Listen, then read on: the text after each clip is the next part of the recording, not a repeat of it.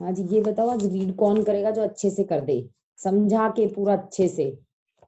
वो है कि आप इन असफलताओं को आगे बढ़ने की प्रेरणा बना ले, असफलताओं को आगे बढ़ने की प्रेरणा बना ले। आइए देखें कि ऐसा किस तरह किया जा सकता है। मैंने व्यावसायिक एयरलाइंस के आंकड़े देखे, जिनके मुताबिक लगभग 10 बिलियन मील की उड़ान में केवल एक दुर्घटना होती है। हवाई यात्रा आजकल बहुत ज्यादा सुरक्षित है। दुर्भाग्य से इसके बावजूद हवाई दुर्घटनाएं होती हैं। परंतु जब कोई दुर्घटना होती है तो सिविल एरोनॉटिक्स एडमिनिस्ट्रेशन तत्काल जांच शुरू कर देती है। दुर्घटना का कारण क्या है? मीलों दूर तक फैले मलबे को इकट्ठा किया जाता है। विशेषज्ञों का समूह यह विचार करता है कि क्या हुआ होगा जिस वजह से दुर्घटना हुई। गवाह और जिंदा बचे लोगों से की जाती है। जांच कई हफ्ते कई महीने तक चलती है, जब तक कि सवाल का जवाब न मिल जाए कि दुर्घटना क्यों हुई। एक बार सीएए को जवाब मिल जाता है तो तत्काल ऐसे कदम उठाए जाते हैं कि फिर कभी इस तरह की दुर्घटना न हो पाए। अगर दुर्घटना किसी तकनीकी खराबी के कारण हुई थी तो उस तरह के दूसरे जहाजों में उस तकनीकी दोष को दूर किया जाता है। अगर कोई यंत्र दोष होता है तो उसमें सुधार किया जाता है। आधुनिक हवाई जहाज में हजारों सुरक्षा तंत्र सीए की तरह सीए की इसी तरह की जांचों के परिणाम स्वरूप तैयार हुए हैं। सीए के अध्ययन से हवाई यात्राएं पहले से ज्यादा सुरक्षित होती जाती हैं। असफलताओं से सीखने की प्रेरणा इसी को कहते हैं। डॉक्टर्स भी असफलताओं के सहारे बेहतर स्वास्थ्य और लंबे जीवन को सुनिश्चित करते हैं। अक्सर जब कोई मरीज किसी अनजान कारण से मरता है तो डॉक्टर यह जानने के लिए पोस्टमार्टम करते हैं कि मौत का कारण क्या था। इस तरह मानव शरीर की कार्य प्रणाली के बारे में ज्यादा जान पाते हैं और कई दूसरे लोगों की जिंदगी बचा पाते हैं। दोस्तों देखिए, हर जगह असफलता तो है। हर जगह ऐसे थोड़ी कि आदमी सफल ही हो जाता है हमेशा। लेकिन हम लोग क्या करते हैं इतनी जल्दी। इंसान कहते हैं 3 तरह के इंसान जाने थे हमने, सफल, असफल, औसत और सफल। उनमें फर्क क्या था? फर्क को पढ़ा हमने पहले। सही आवाज सतीश जी? हाँ भाभी, आवाज तो आ रही है लेकिन वो थोड़ा डिस्टर्ब आ रहा है। एक मिनट।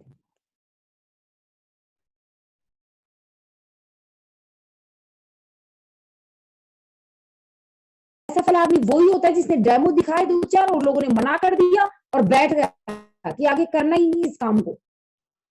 औसत लोग कौन से होते हैं? औसत लोग वो होते हैं जो रेंगते हैं, फिर ठीक है ना, उससे बैठते नहीं, वो औसत में रह जाते हैं। और सफल लोग कौन होते हैं?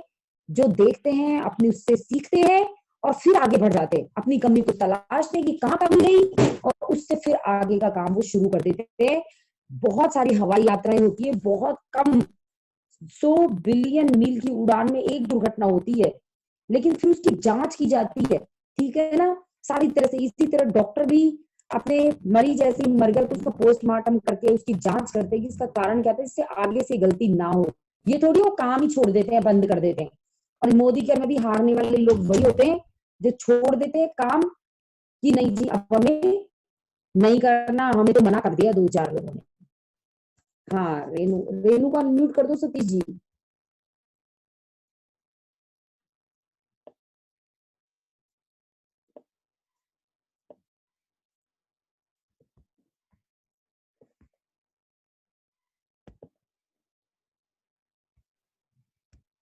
हेलो रेनू रेनू आप खुद कर सकते हो अपने आप को unmute।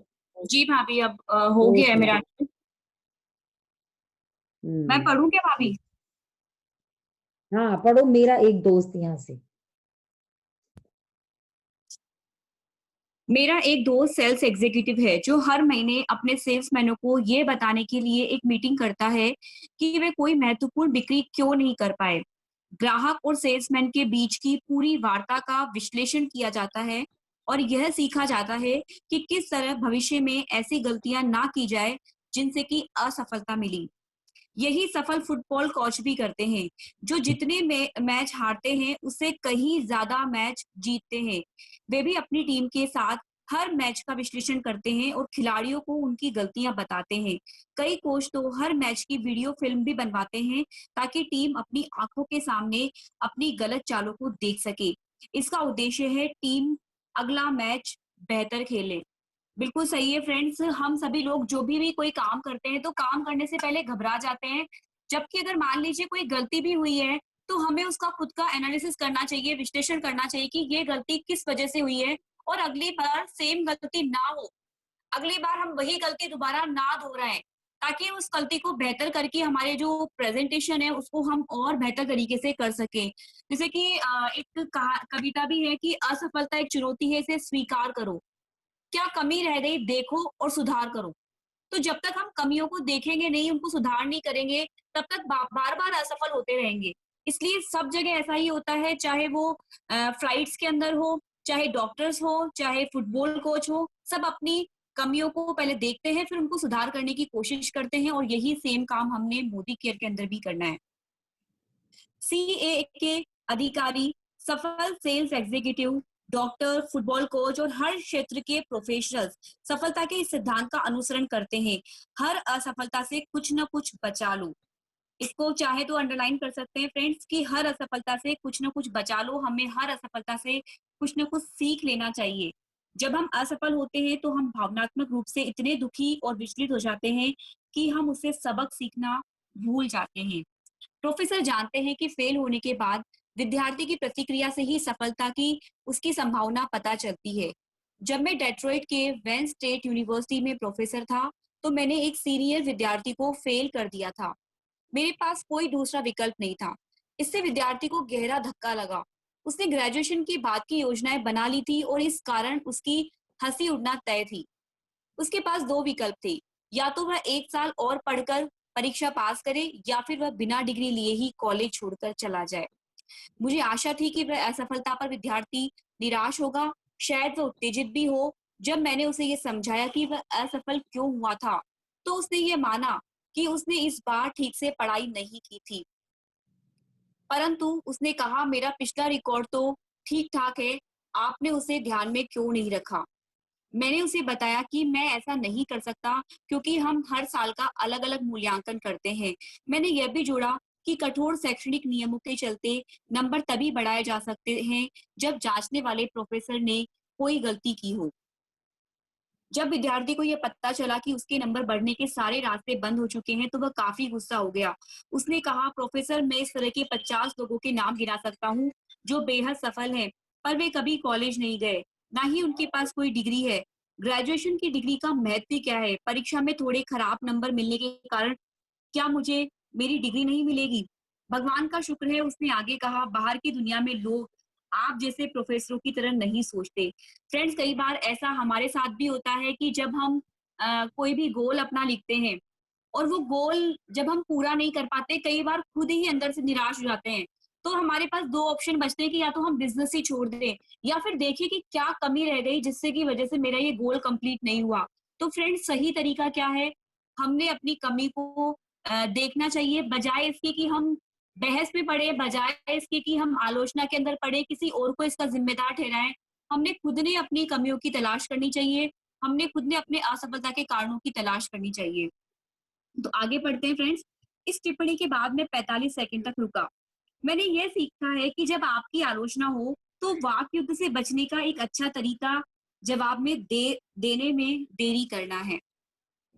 फिर मैंने अपने विद्यार्थी से कहा, तुम्हारी ज्यादातर बातें सही है। ऐसे कई बेहद सफल लोग हैं जिनके पास कॉलेज की कोई डिग्री नहीं है, या जिन्होंने इस डिग्री का नाम तक नहीं सुना है, और ये तुम्हारे लिए भी संभव है कि तुम बिना डिग्री के जीवन में सफल हो जाओ। पूरे जीवन के हिसाब से देखा जाए तो तुम्हारे फेल होने का तुम्हारे जीवन की सफलता या असफलता से सीधा संबंध नहीं है, परंतु फेल होने के प्रति तुम्हारे रवैये से बहुत फर्क पड़ता है। कैसे? उसने पूछा। मैंने जवाब दिया, बाहर की दुनिया में भी लोग आपको उसी तरह नंबर देते हैं जैसे हम लोग देते हैं। वहां भी इसी बात का महत्व होता है कि आप अपने काम को कितनी अच्छी तरह से करते हैं। बाहर की दुनिया में भी आपको कोई घटिया काम करने के लिए प्रमोशन नहीं देगा, नहीं आपकी तनख्वाह बढ़ाएगा। तो फ्रेंड्स, देखिए यहाँ पे कितनी इंपॉर्टेंट बात कही है कि ना केवल पढ़ाई के अंदर, ना केवल हमारे एकेडमिक्स के अंदर, बल्कि बाहरी दुनिया के अंदर भी हम जब भी कोई काम करते हैं, तो लोगों के प्रति लोग हमें जो आकलन करते हैं, लोग हमारा जो मूल्यांकन करते हैं, वो बिल्कुल उसी तरीके से करते हैं कि हमारा रवैया क्या था। जब भी हम सफल होते हैं या असफल होते हैं तो इम्पोर्टेंट ये नहीं है कि आप सफल हो गए या असफल हो गए। इम्पोर्टेंट ये है कि आपका उस सफलता या असफलता के प्रति रवैया कैसा था। आपको कोई भी तनख्वाह नहीं देगा जब तक कि आप जब आपकी तनख्वाह नहीं बढ़ाएगा, आपका कोई प्रमोशन नहीं करेगा जब तक कि आप कोई घटिया काम करेंगे। तो फ्रेंड्स, हमने अपने रवैये को ठीक रखना है। आगे बात करते हैं। मैं एक बार फिर रुका ताकि उसे पूरी बात समझ में आ जाए।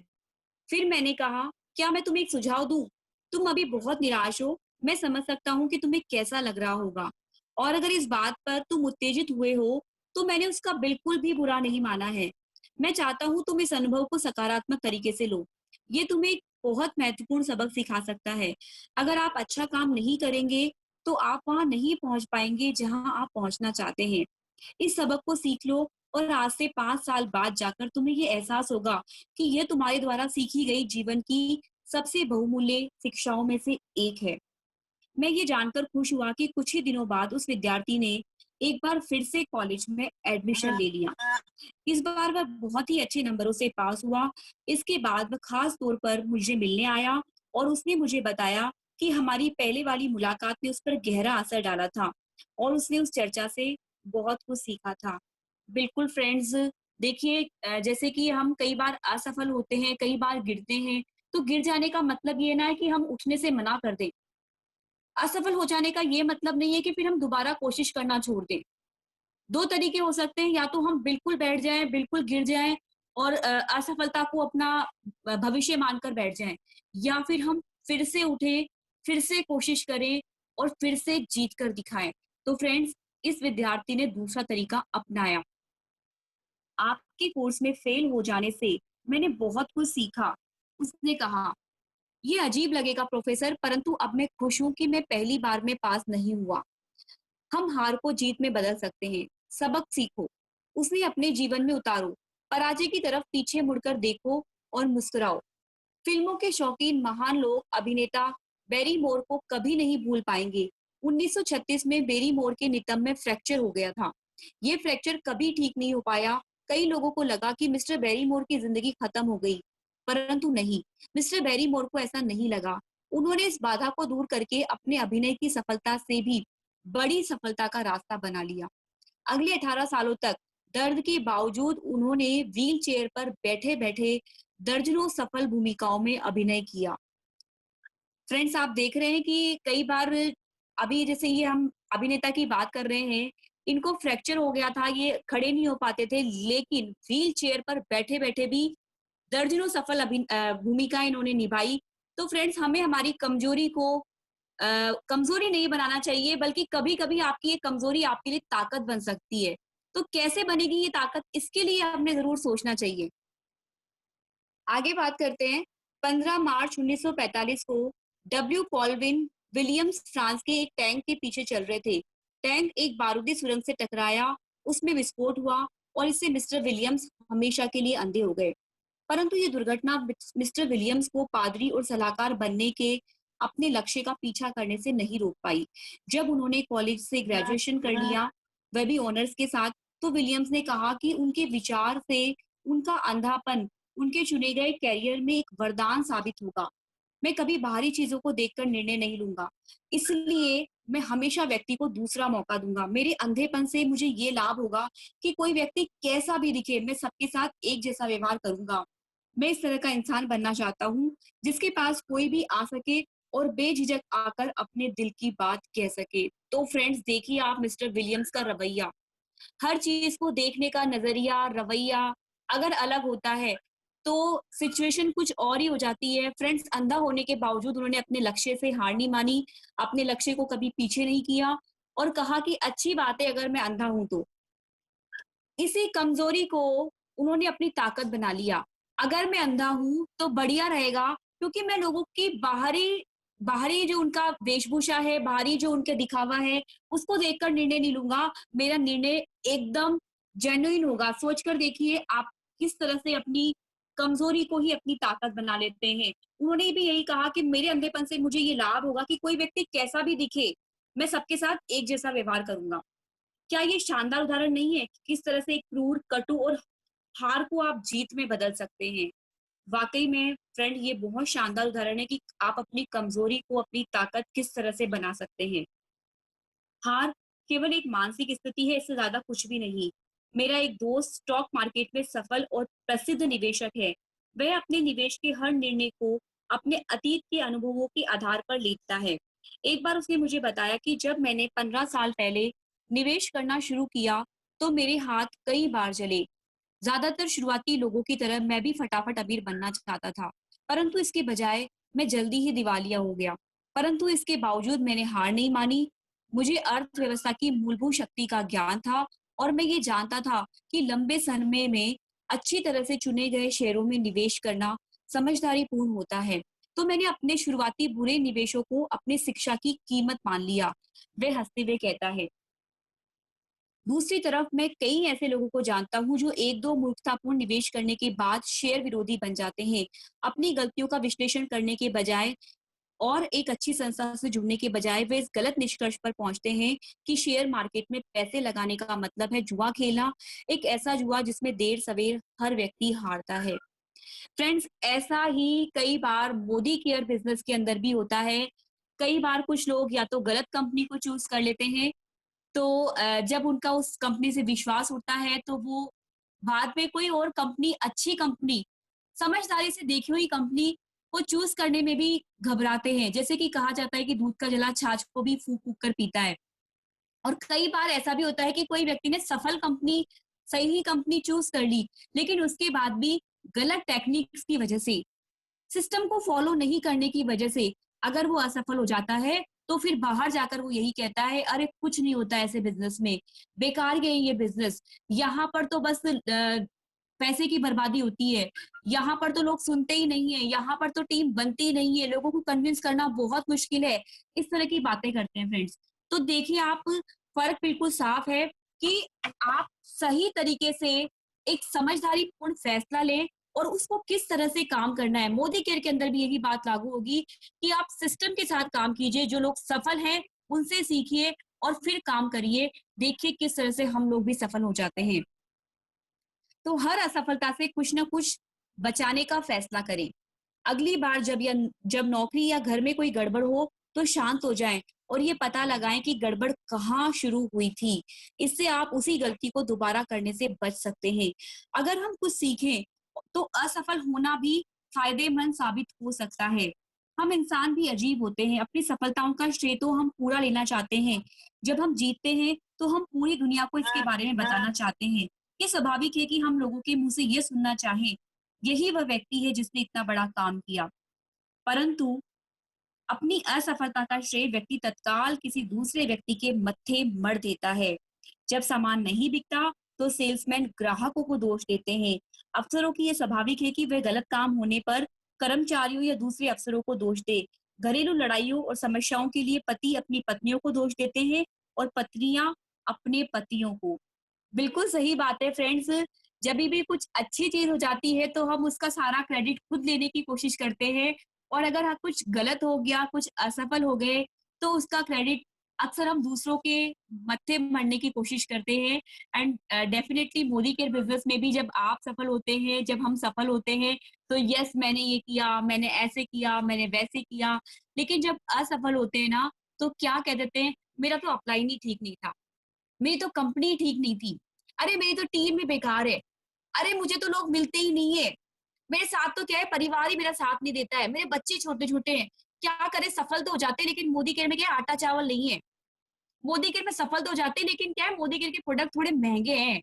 तो हम क्या है, लोगों को, परिस्थितियों को, इन चीजों को दोष देने लग जाते हैं, बजाय इसके कि हम ये सीखे कि किस तरह से लोगों को लाया जाता है, किस तरह से मोदी केयर के प्रोडक्ट को सस्ता किया जाता है, किस तरह से परिवार का सहायता ली जाती है, किस तरह से दोस्तों की सहायता ली जाती है इस बिजनेस को बिल्ड करने के लिए। तो हम लोग क्या करते हैं, गलतियों को दूसरों के मत्थे मढ़ने की कोशिश करते हैं फ्रेंड्स। और किस तरह से इन्हीं परिस्थितियों में और भी अपलाइन सफल हुए हैं, किस तरह से, ये भी तो देख सकते हैं।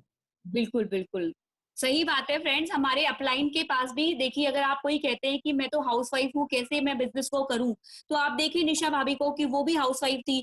कोई कहते हैं मैं तो अभी छोटी हूँ, स्टूडेंट हूँ, मैं कैसे सफल हो सकती हूँ, तो आप अक्षय दत्ता को देख लीजिए, वो भी स्टूडेंट है। कोई कहते हैं मैं तो कम लोगों को जानता हूँ, मैं यहाँ का नहीं हूँ, तो आप जगह सर को देख लीजिए कि वो कैसे सफल हुए। कोई कहते हैं मैं कम पढ़ा लिखा हूँ, मैं कैसे बिजनेस करूंगा, तो आप वीरू भैया को देख लीजिए। तो फ्रेंड्स, बजाय इसके कि हम मौकों में, परिस्थितियों में, कंपनी में कमियां ढूंढें, हम अपनी कमियों को तलाश करें और हम सफल लोगों से सीखें कि उन्होंने कैसे इस बिजनेस को बिल्ड किया है। ये तो सच है कि जटिल संसार में दूसरे लोग हमें धक्का मारकर गिरा सकते हैं, परंतु यह भी सच है कि ज्यादातर हम खुद ही अपने आप को गिराते हैं। हम अपनी व्यक्तिगत कमियों और गलतियों के कारण हारते हैं। सफलता के लिए खुद को हम इस तरह से तैयार करें, अपने आप को याद दिलाएं कि आप आदर्श और पूर्ण मनुष्य बनना चाहते हैं, जितना बनना इंसान के लिए संभव है।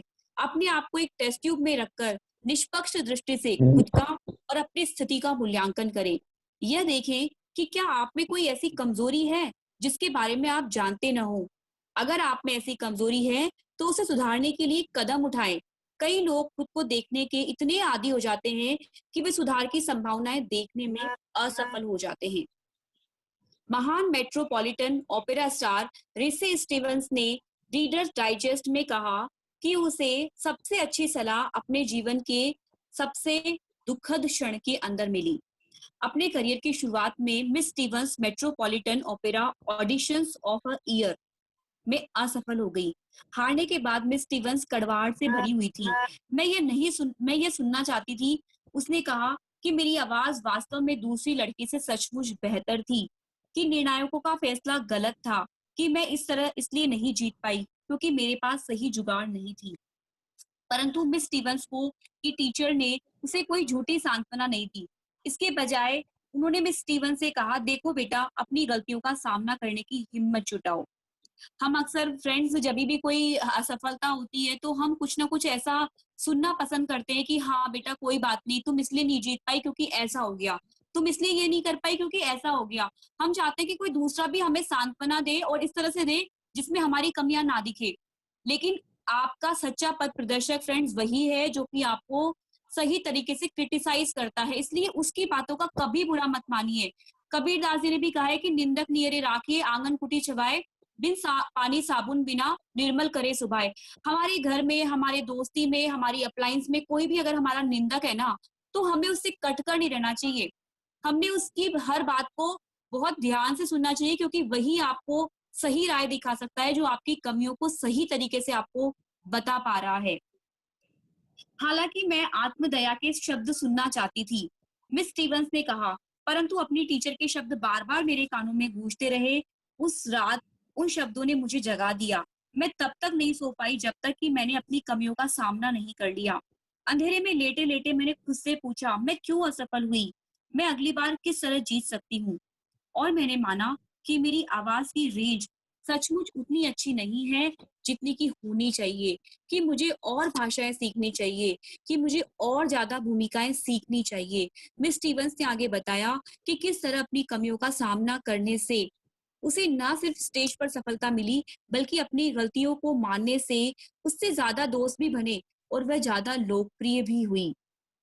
खुद का आलोचक होना अच्छी बात है, बशर्ते कि आलोचना रचनात्मक हो।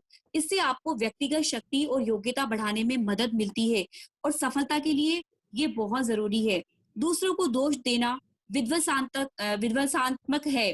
सामने वाले की गलती साबित करने से आपको कुछ भी हासिल नहीं होता। रचनात्मक रूप से खुद की आलोचना करें, अपनी गलतियों को स्वीकार करने में ना हिचकिचाएं, सच्चे प्रोफेशनल बने। वे अपनी गलतियों और कमजोरियों को ढूंढते हैं, फिर उन्हें दूर करते हैं, इसी कारण वे सफल प्रोफेशनल बनते हैं। फ्रेंड्स, जब भी हम डेमो करते हैं या बिजनेस प्लान दिखाते हैं, तो कई बार हमें पता नहीं होता कि सामने वाला व्यक्ति हमारी बात में इंटरेस्ट क्यों नहीं ले रहा है, सामने वाले व्यक्ति को हमारी जो डेमोस प्रेजेंटेशन है वो क्यों इम्प्रेसिव नहीं लग रही है। तो फ्रेंड्स, हम सबने क्या करना चाहिए, आजकल तो हमारे पास, सबके पास फोन्स हैं, कैमरा है, वीडियो बनाने की फैसिलिटी है। हम सभी अपने अपने खुद के वीडियो बनाकर देखें। जब भी आप कोई डेमो करते हैं, कोई प्रेजेंटेशन करते हैं, तो अपना वीडियो बनाएं और उसको खुद दोबारा सुने। आपको अपने आप पता लग जाएगी कि सामने वाला व्यक्ति आपसे इम्प्रेस क्यों नहीं हुआ, सामने वाला व्यक्ति आपसे क्यों नहीं जुड़ा। और हो सके तो अपनी एक्टिव ग्रोइंग अपलाइन को भी आप ये वीडियो भेज सकते हैं। अगर आपकी अपलाइन सही क्रिटिसाइज करती है आपको, तो डेफिनेटली वो आपकी गलतियां भी बताएंगे आपको, और गलतियां बताने के बाद आपको उन गलतियों को सुधारने का मौका भी मिलेगा। और फ्रेंड्स, उन गलतियों को सुधारकर आप जब दोबारा आप प्रेजेंटेशन करेंगे तो डेफिनेटली आपकी वो प्रेजेंटेशन पहले वाली प्रेजेंटेशन से मच मच मच बेटर होगी और आप प्रोफेशनल बन जाएंगे। परंतु अपनी गलतियां सिर्फ इसलिए न ढूंढे ताकि आप खुद के सामने ये बहाना बना सकें, यह एक और कारण है जिससे मैं असफल होता हूँ। इसके बजाय अपनी गलतियों को इस तरह से देखें, यह एक और तरीका है जिससे कि मैं जीत सकता हूँ।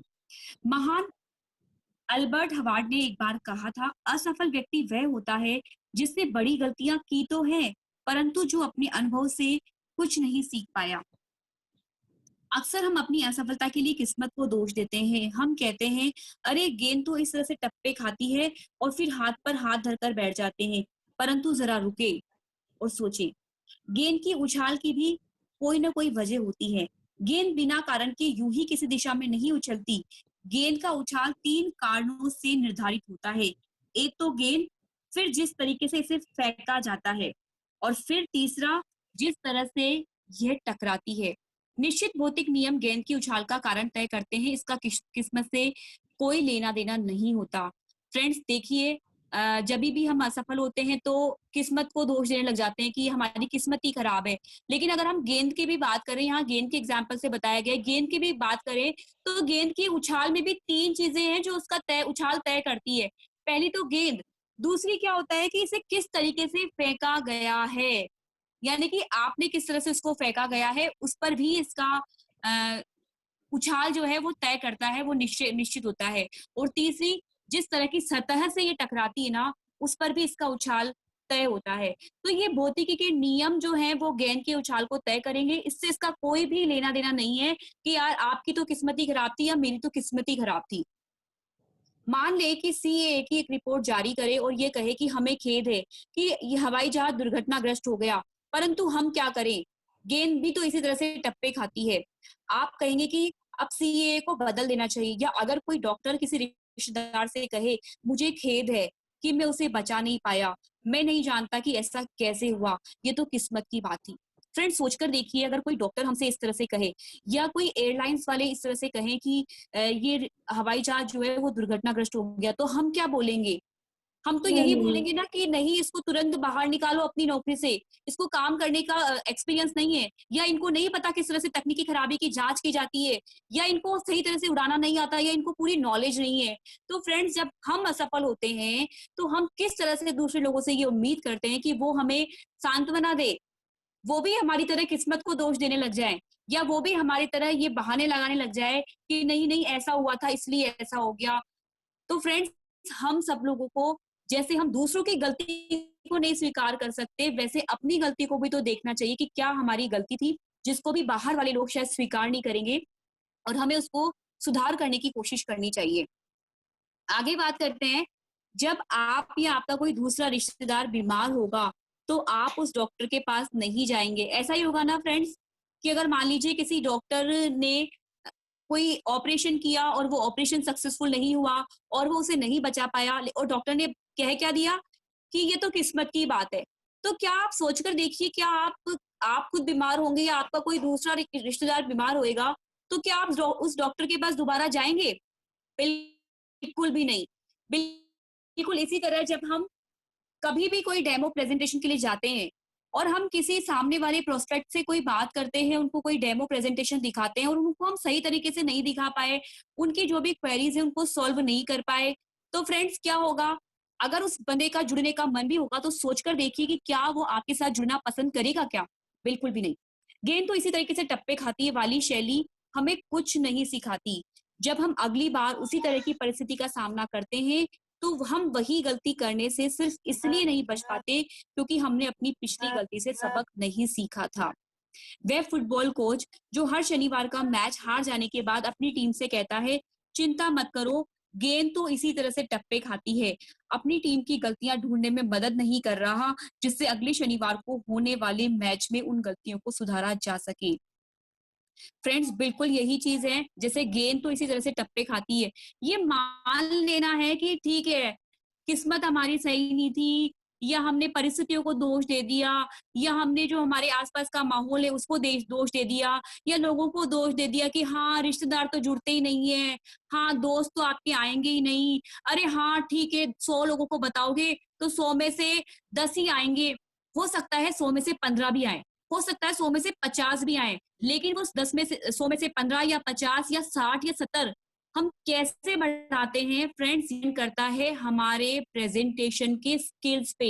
हमने अपने प्रेजेंटेशन के स्किल को सुधारना है, हमने अपने एटीट्यूड को ठीक करना है फ्रेंड्स, तो जाके आपके ये जो 100 लोग हैं 100 में से हो सकता है 100 में से 50, 100 में से 70, 100 में से 80 लोग भी आपके साथ ज्वाइन करें, इस रेशियो को आप बढ़ा सकें। आगे बात करते हैं फ्रेंड्स, डियरबॉर्न मिशिगन के मेयर ऑरविल हबार्ड 17 सालों से लगातार मेयर हैं और देश के सर्वाधिक प्रतिष्ठित नगरीय प्रशासकों में से एक है।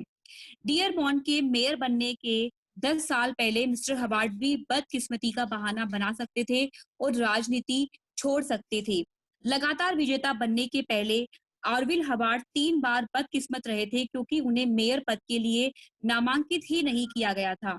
3 बार उन्होंने स्टेट सीनेटर के लिए नामांकन हासिल करने की कोशिश की थी, परंतु वे असफल हुए। एक बार तो वे कांग्रेस के लिए नामांकन की दौड़ से ही बाहर हो गए थे, परंतु ऑरविल हबार्ड ने अपनी पराजयों का अध्ययन किया, उन्होंने अपनी इस राजनीतिक शिक्षा का हिस्सा माना और वह आज की सरकार के सबसे मजे हुए, सबसे अपराजय राजनेताओं में से एक है। किस्मत को दोष देने के बजाय अपनी असफलताओं का विश्लेषण करें। अगर आप हार जाते हैं तो सीखें। ज्यादातर लोग जिंदगी में अपनी असफलताओं का विश्लेषण करते समय बदकिस्मती, दुर्भाग्य, किस्मत या तकदीर को दोष देते हैं। यह लोग बच्चों की तरह अपरिपक्व होती है और सहानुभूति की तलाश करते हैं, और चूंकि उन्हें अपनी गलती का एहसास भी नहीं होता, इसलिए वे ज्यादा बड़े, ज्यादा मजबूत और ज्यादा आत्मनिर्भर होने के अवसर देखने में असफल हो जाते हैं। भाभी आगे पढ़े या इतना ही बहुत है?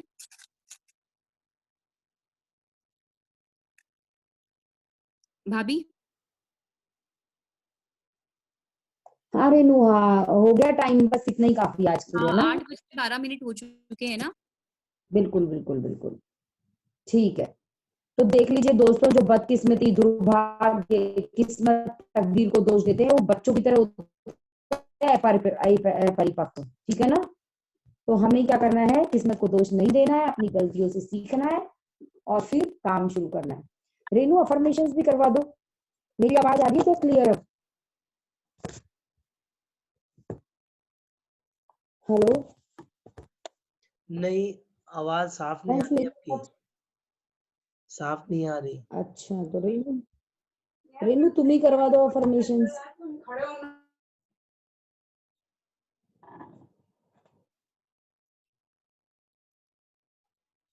ठीक है भाभी, मैं देखती हूँ ना।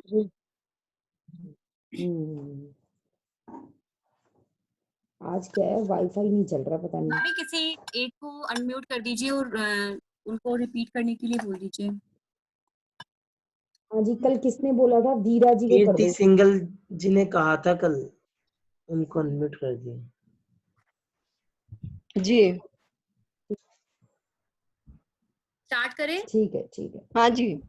तो फ्रेंड्स, सभी लोग आज के इस खूबसूरत दिन को धन्यवाद देते हुए इस ब्रह्मांड